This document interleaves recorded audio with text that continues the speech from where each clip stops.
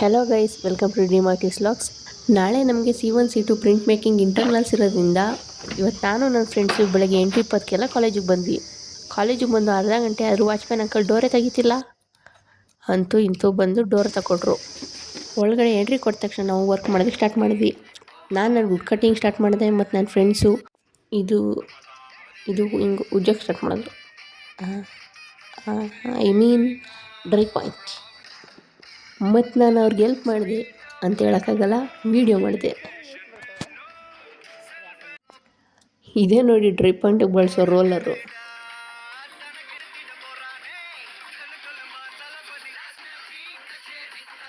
ನನ್ನ ಫ್ರೆಂಡ್ಗಂತೂ morning exercise ಇಲ್ಲೇ ಆಗೋಯ್ತು.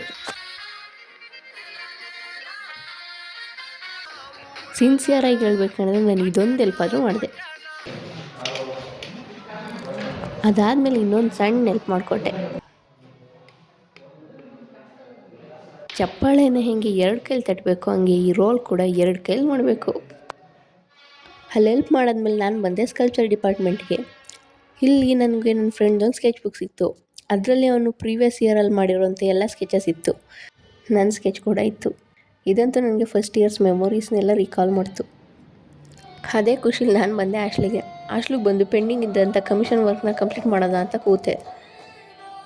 ಇದೇ ಇವತ್ತಿನ ವ್ಲಾಗ್. ನೆಕ್ಸ್ಟ್ ವಿಡಿಯೋದಲ್ಲಿ ಸಿಗೋಣ. ಅಲ್ಲಿವರೆಗೂ ಬಾಯ್.